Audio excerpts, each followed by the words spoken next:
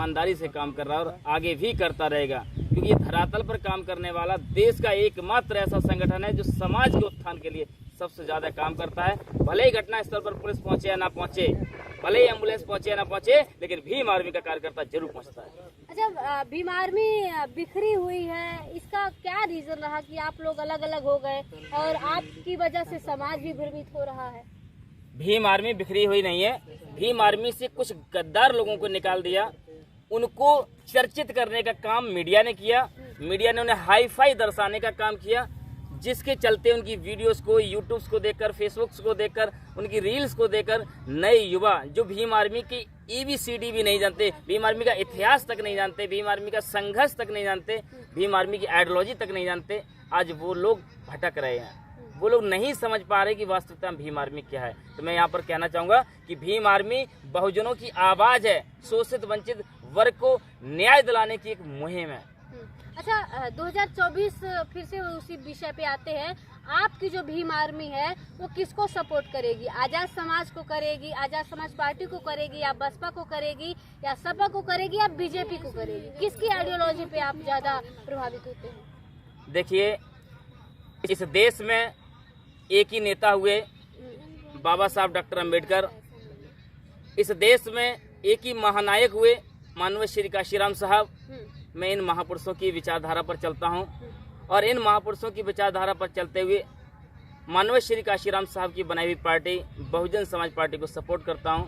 लेकिन जब बात आती है चुनाव की, तो मैं यहां पर विचारधारा की बात करता हूं। कौन से गांव में? जहां पर जनरल कैटेगरी के व्यक्ति को सीट दी जाएगी, मैं वहां पर कहना चाहूँगा कि ये लोग केवल स्वार्थ के लिए, सत्ता में आने के लिए, दलित समुदाय को यूज करने के लिए बहुजन समाज पार्टी से टिकट लेते हैं। बल्कि जीतने के बाद एक बार भी बहुजन समाज पार्टी को ये लोग नहीं देखते, ना तो पार्टी के लिए काम करते, ना समाज के लिए काम करते हैं। मैं तो केवल माननीय श्री काशीराम साहब के मिशन पर काम करूंगा और 15-85 की भावना पर काम करते हुए 85% जो प्रत्याशी होंगे उन्हीं लोगों को वोट करने का काम करूंगा, सपोर्ट करने का काम करूंगा। आप हर गांव में घूमते हैं और धरातल पे आपका काम है, धरातल से जुड़े हुए धरातल के लोगों को जानते हैं, तो आप क्या देख पाते? माहौल क्या है 2024 में? 2024 का पूरा माहौल बन चुका है। हमारी जो पार्टी है बहुजन समाज पार्टी, उसमें नेता सोए हुए हैं, कुछ दूध पीते हुए बच्चे घूम रहे हैं जगह जगह मीटिंग करते हुए, जिनको भीम आर्मी के बारे में नहीं मालूम है। क्योंकि पैतृक विरासत जिसे कह सकते हैं, विरासत में मिली हुई संपत्ति को वो संभाल नहीं पा रहे, उस कुर्सी को संभाल नहीं पा रहे, इसीलिए वो जगह जगह फेसबुक पर, व्हाट्सएप पर या फिर सीधा सीधा मीडिया के सामने आकर कह देते मैं भीम आर्मी को नहीं जानता। जबकि भीम आर्मी को देश का बच्चा बच्चा जानता है। तो जिसको भीम आर्मी के बारे में नहीं मालूम, तो वो माननीय श्री काशीराम साहब की विरासत को नहीं बचा पाएगा। आप निशाना साध रहे हैं आकाश आनंद को, क्या कहना चाह रहे हैं? देखिए, वो दूध पीते हुए बच्चे हैं। मैं सीधा सीधा इसीलिए डायरेक्टली नाम लेकर भी कह सकता हूँ, लेकिन नाम लेना मेरे के लिए शोभा नहीं देता। एसी में रहने वाला बच्चा जमीन पर खेतों में काम करने वाले किसानों का दर्द नहीं समझ सकता। आज हमारे नेताओं के पास समय नहीं है समाज में काम करने वाले लोगों से मिलने के लिए, तो ये समाज का कहाँ से उत्थान करेंगे? रही बात निशाना साधने की, तो मैं निशाना नहीं साध रहा हूँ, क्योंकि निशाना साधा जाता है बराबर के व्यक्ति से। आकाश आनंद जी आप लोगों से ज्यादा एक्टिव हो गए हैं धरातल पे। देखिए, कभी मुरैना में जाते हैं, कभी भोपाल में जाते हैं, कभी जयपुर में जाते हैं, पैदल मार्च करते हैं, 20-20 किलोमीटर पैदल चल रहे हैं, और आप लोग घर में बैठे हुए हैं।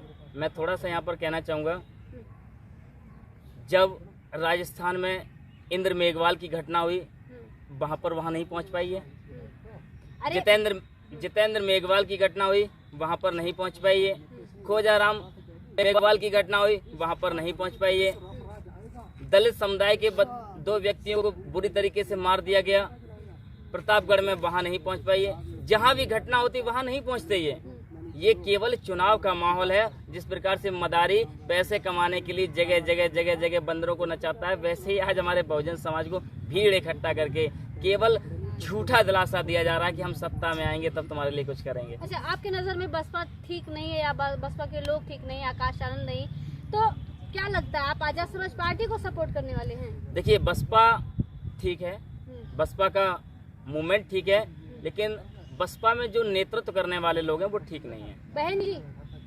बहन जी को मैं नेतृत्व करता नहीं कह सकता, क्योंकि यदि वो नेतृत्व करते तो शायद समाज में अन्य लोगों को भी मौका मिलता नेतृत्व करने का, और आज ऐसा बिल्कुल नहीं है। आज उन्हें विश्वास केवल अपने भतीजे पर दिखाई दे रहा है। इसका मतलब भतीजे के अलावा कोई ऐसा व्यक्ति है ही नहीं उनकी नज़रों में जो समाज में जाकर के नेतृत्व करे। तो कौन सा ऐसा उन्होंने उनको राइट दे दिया है कि वो नेतृत्व कर रहे हैं? वो काम कर रहे हैं, जनता के लिए हित में सभी काम करेगा, जो सब करता वो वही कर रहे हैं। मैं थोड़ा सा कहना चाहूँगा, केवल वही काम कर रहे हैं, उन्हीं का काम दिखाई दे रहा है। क्या जमीन पर काम करने वाला आपको अपना सेक्टर अध्यक्ष काम करते हुए दिखाई नहीं दे रहा है? बूथ पर काम करने वाला आपका बूथ का कार्यकर्ता आपको दिखाई नहीं दे रहा है? जब बात आती है काम की, तो बहुजन समाज पार्टी में एक से एक पुराने दिग्गज समाज सेवी हैं। उनको मौका देना चाहिए, उनको सपोर्ट करना चाहिए। वो भले ही आज धन से कमजोर है, लेकिन विचारों से कमजोर नहीं है।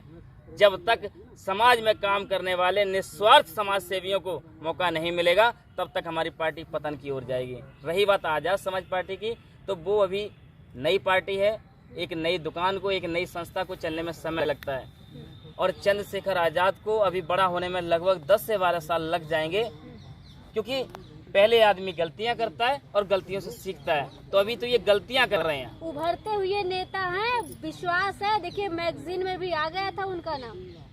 देखिए, उभरते हुए नेता, जब चाय बेचने वाले हमारे देश के प्रधानमंत्री बन सकते हैं, तो आप समाज में झूठे मुकदमे लगवा करके, लड़कों को दिग्भ्रमित करते हुए, लोगों को गुमराह करते हुए कौन नहीं राजनीति में अग्रसर हो जाएगा? आप मुझे बताइए। सभी ने कहा जेल भरो आंदोलन, एक मुझे बहुजन समाज के नेता का नाम बता दो जिसने कहा स्कूल चलो आंदोलन।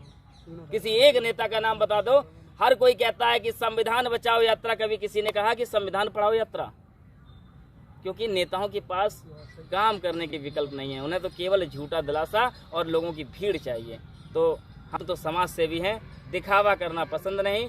समाज की बात करना, समाज के उद्देश्यों के लिए लड़ना हमारा दायित्व है, और उस दायित्व को पूरा करने के लिए मैं रक्त की एक एक बूंद को समर्पित करने से पीछे नहीं हटूंगा। अच्छा, ये बताइए, फिर से उसी सवाल पे आते हैं, तो आपका विश्वास किस पार्टी पे है? किसको सपोर्ट करने वाली है आपकी भीम आर्मी? देखिए, अभी सपोर्ट की बात की जाए तो मैं अभी थोड़ा सा राजनीतिक माहौल को देख रहा हूँ, क्योंकि ये दोनों ही पार्टियां अपने घमंड में चूर हैं। इतनी घमंड में चूर हैं, ये दोनों ही प्रधानमंत्री के दावेदार के चक्कर में घूम रहे हैं। इन्हें समाज की कोई फिक्र नहीं है। आपस में जब ये यूनाइट नहीं हो सकते, तो कहाँ से ये सत्ता प्राप्त कर सकते हैं? बहुजन समाज में बहुत सारे संगठन हैं, बहुत सारी पॉलिटिकल पार्टियां हैं। ये आपस में एक दिन टी सेरेमनी भी नहीं कर सकते, चाय की चौपाल भी नहीं लगा सकते हैं, और ये समाज पर विश्वास करते हैं ये वोट दे देगा। समाज के नाम पर केवल धोखा दिया जा रहा है।